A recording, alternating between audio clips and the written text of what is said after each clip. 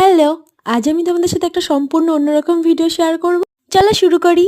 এই শীতের সকালে স্নান টান করে আমরা রওনা দিয়েছিলাম নৈহাটি বড়মার উদ্দেশ্যে। বহুদিন থেকে যাবো যাবো ভাবছিলাম, কিন্তু যাওয়া আর হয়ে উঠছিল না।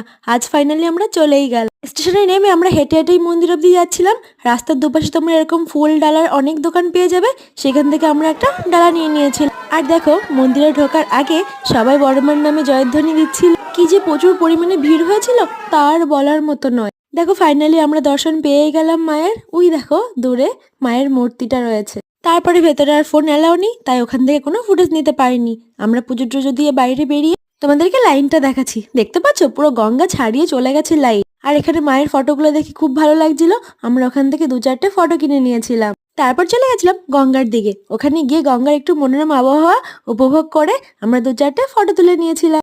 পুজো দিয়ে বেরোতে আমাদের প্রায় অনেকটাই বেলা হয়ে গেছিল। তারপর আমরা বাড়ি চলে